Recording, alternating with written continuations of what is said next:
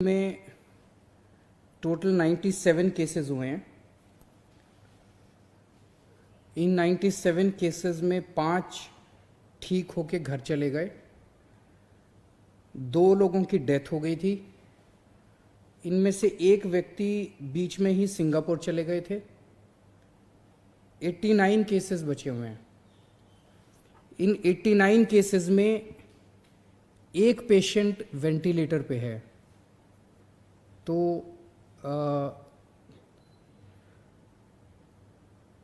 हम सोच सकते हैं कि वही थोड़े से सीरियस हैं, भगवान करे वो भी ठीक हो जाए।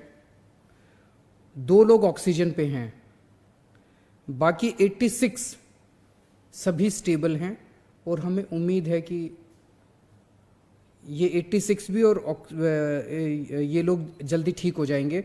मैं तो उनके लिए भी दुआ मांग रहा हूं जो कि वेंटिलेटर पे हैं, उम्मीद करता हूं कि वो भी ठीक हो जाएं। इन 97 केसेस की हमने एनालिसिस की ये समझने के लिए कि जब केसेस थोड़े से पिछले 2-3 दिन में तेजी से बढ़ने लगे दिल्ली में, तो हम ये समझने की कोशिश कर रहे थे कि कहीं दिल्ली में तेजी से कोरोना फैल तो नहीं रहा। इन 97 केसेस में से 24 केस मरकज के हैं। मरकज की पूरे घटनाक्रम पे मैं अभी बात करूंगा। 41 केसेस फॉरेन ट्रैवल वाले हैं, जो विदेशों में हमारे भारत के नागरिक रह रहे थे और पिछले महीने 2 महीने में उनको भारत लाया गया, वो केसेस हैं। 41 वो केसेस हैं। 22 केस ऐसे हैं जो उनके सीधे परिवार वालों के हैं, जो फॉरेन से आए थे लोग हमारे, उनके परिवार के लोगों को कोरोना हुआ। 22 केस ऐसे हैं और 10 केसेस की अभी हम जांच कर रहे हैं कि वो किस नेचर के हैं। तो फिलहाल मैं ये नहीं कहूँगा कि दिल्ली के अंदर कोरोना, लोकल ट्रांसमिशन भी अभी फिलहाल कंट्रोल में है, कम्युनिटी ट्रांसमिशन अभी नहीं हुई है।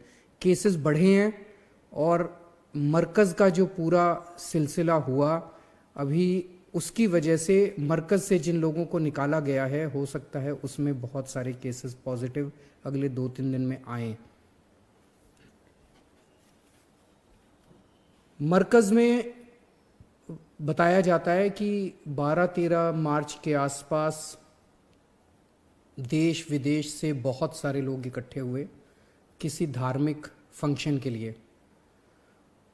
उस धार्मिक फंक्शन के बाद कई लोग चले गए और काफ़ी लोग रुक गए।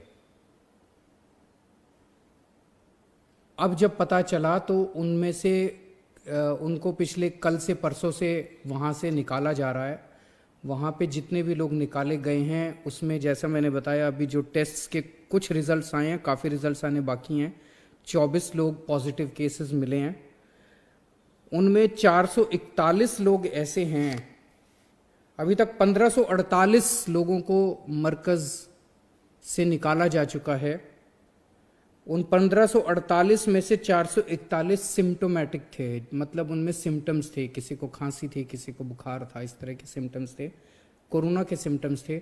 उन 441 को अस्पतालों में पहुंचा दिया गया है, उनके सबके टेस्ट्स हो रहे हैं। इसके अलावा 1107 केसेस उनको क्वारंटाइन के लिए भेज दिया गया। इनमें सिम्टम्स नहीं थे, इनको क्वारंटाइन के लिए भेज दिया गया। एक चीज़ मैं कहना चाहता हूं कि ये ऐसी बीमारी है जिसने पूरे विश्व को अपनी चपेट में ले लिया है। बड़े बड़े विकसित देश नहीं बचे। अमेरिका में हज़ारों लोगों की मौत हो रही है, स्पेन में हज़ारों लोगों की मौत हो रही है, इटली में हज़ारों लोगों की मौत हो रही है, चाइना में हज़ारों लोगों की मौत हुई है। कितने देशों के अंदर लोग मर रहे हैं। ऐसी स्थिति में भी अगर हम इस तरह की गैर जिम्मेदाराना हरकत करेंगे कि इतने लोगों को हमने एक जगह इकट्ठा किया। इस वक्त नवरात्र के टाइम चल रहा है, लेकिन कहीं हम नहीं देखते कि लोग इकट्ठे हो रहे हैं। नहीं तो इस टाइम में मंदिरों में कितने लोग इकट्ठे हुआ करते थे। गुरुद्वारे सारे बंद कर दिए गए हैं। मस्जिदों के अंदर लोग इकट्ठे नहीं हो रहे हैं। मस्जिदों अपने अपने घर के अंदर नमाज पढ़ रहे हैं लोग, मस्जिदों में लोग इकट्ठे नहीं हुए हैं। मक्का खाली हो गया, वेटिकन सिटी खाली हो गया। ऐसे में इस तरह की इतनी बड़ी गैदरिंग करना बिल्कुल गलत था।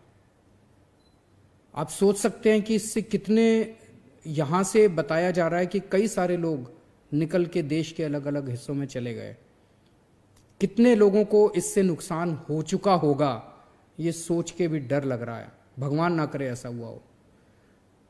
तो मैं सभी रिलीजियस लीडर्स से, सभी लोगों से अपील करना चाहता हूं हाथ जोड़ के, ऐसी हरकत मत कीजिए। चाहे किसी की धर्म के हों, सभी इंसान हैं और हर इंसान की जिंदगी प्यारी है। तो इस मामले में कल शाम को ही दिल्ली सरकार ने एलजी साहब को लिखा था कि इस मामले में एफआईआर दर्ज की जाए। मुझे पूरी उम्मीद है कि एलजी साहब तुरंत जल्द इस पे आदेश दे देंगे। और मैं सुन रहा था कि कई लोग कह रहे हैं कि इतनी तारीख को इस अफसर को चिट्ठी लिखी गई थी, उसने एक्शन नहीं लिया, इतनी तारीख को इस अफसर को चिट्ठी लिखी गई थी। अगर किसी भी ऑफिसर की कोताही मिलती है, उसको भी नहीं बख्शा जाएगा, क्योंकि ये जो पूरा का पूरा सिलसिला हुआ है ये बहुत ही गलत है, बहुत गलत है। कितने लोग जो अंदर मौजूद थे उनकी जिंदगी के साथ खिलवाड़ हुआ है। वहां से निकल के कितने लोग देश भर में गए। कल मैंने सुना तेलंगाना में जो लोग यहां से निकले थे, तेलंगाना पहुंचने के बाद 6 लोगों की उनमें से मौत हो गई। कितने जिन्होंने डायरेक्ट पार्टिसिपेट किया था उनकी जिंदगी खतरे में, और कितने लोग जो बाद में उनके संपर्क में आए उनकी जिंदगी खतरे में हो सकती है। ऐसी हरकत हमें बिल्कुल नहीं करनी। ऐसे में सरकार को सख्त कार्रवाई करनी पड़ेगी और सरकार उसमें हिचकिचाएगी नहीं। कुछ दुकानों में जो राशन बट रहा है, बहुत भारी संख्या में लोग आके राशन ले रहे हैं। कुछ दुकानों में राशन ख़त्म हो गया है, वहाँ पे लोग बड़े बेचैन हो रहे थे। मैं उन्हें आश्वासन देना चाहता हूँ, चिंता मत करो, राशन हम रोज़ केंद्र सरकार से उठा रहे हैं और दुकानों में बंटवा रहे हैं। तो आपका राशन आएगा, हर व्यक्ति को राशन मिलेगा। जिसके पास राशन कार्ड है राशन की दुकान से, उसको हर एक व्यक्ति को राशन मिलेगा। मैं जिम्मेदारी ले रहा हूँ। तो आप वहाँ पे अगर आज मान लीजिए राशन बंद हो गया, ख़त्म हो गया, तो चिंता मत करना, कल आ जाएगा, परसों आ जाएगा। अगले 3-4 दिन में सबको राशन दिलवाने की कोशिश कर रहे हैं। इसके अलावा कल मैंने बताया था कि जिन लोगों के पास राशन कार्ड नहीं है, जो लोग गरीब हैं, उनको भी राशन का इंतजाम कर रहे हैं। वो भी सारी कार्रवाई, रोज़ मैं मीटिंग ले रहा हूँ। थोड़ा समय लग रहा है इसका कि कहाँ से राशन उठाएंगे, कैसे करेंगे, वो सारा हम कर रहे हैं। उनको भी राशन देंगे। तब तक आप सब लोग जिनके घर में राशन नहीं है, आप सब लोग जो गरीब हैं और खाने को नहीं है, आपके लिए हमने जगह जगह किचन लगाई है, खाने का इंतजाम किया है। अभी लगभग 800 जगहों के ऊपर दिल्ली सरकार खाना खिला रही है। कल से 2500 स्कूलों में और लगभग 250 नाइट शेल्टर्स में 2500 सेंटर्स के ऊपर खाना बंटना चालू होगा। और एक एक सेंटर में लगभग 500 लोगों के खाने का इंतजाम होगा। तो आज तक हम लोग 3.5 से 4 लाख लोगों को खाना खिला रहे थे डेली। कल से हमारे पास 10 से 12 लाख लोगों को हम खाना खिला पाएंगे। मुझे लगता नहीं इतने लोग खाना खाने के लिए आएंगे, लेकिन इस पे हमने काफ़ी सोच विचार किया। अभी जहां हम खाना खिला रहे थे वहां खाना खाने वालों की भीड़ उमड़ रही थी, सोशल डिस्टेंसिंग नहीं हो पा रही थी। तो हमने सोचा इसको बहुत ज़्यादा सेंटर बना देते हैं। तो लगभग 2500 सेंटर्स में कल से खाना मिलेगा। मैं उम्मीद करता हूं कि अब वहाँ पे सेंटर्स के ऊपर लोगों की भीड़ नहीं होगी। हम 10 से 12 लाख लोगों को खाना खिला पाएंगे, लेकिन शायद इतने लोग खाना खाने के लिए ना आए। पिछले कुछ दिनों में कई सारे उद्योगपतियों के, बड़े बड़े लोगों के फ़ोन आए। उन्होंने इस पूरी मुहिम के लिए अपना योगदान देने की इच्छा जाहिर की। जो लोग डोनेशन देना चाहते हैं वो सीएम रिलीफ फंड में डोनेशन दे सकते हैं। लेकिन मेरी आप लोगों से गुजारिश है, अगर आप सीधे, हमें पीपीई बहुत सख्त ज़रूरत है। मुझे अपने डॉक्टर्स की सेहत की चिंता है। हम कोशिश कर रहे हैं ज़्यादा से ज़्यादा पीपीई, सरकार भी खरीद रही है। लेकिन अगर आप भी कहीं से अगर खरीद के सीधे पीपीई दे सकते हैं, या वेंटिलेटर दे सकते हैं, या टेस्टिंग किट्स दे सकते हैं, इन 3 चीज़ों की इस वक्त सख्त ज़रूरत है। हम भी कोशिश कर रहे हैं इधर उधर से लेने की, ला रहे हैं। लेकिन अगर आप भी खरीद के दे सकते हैं तो आप हमें ज़रूर सीधे खरीद के दे सकते हैं। आप सुखी रहें, आप स्वस्थ रहें, ऐसी मैं प्रभु से कामना करता हूँ। बहुत बहुत शुक्रिया।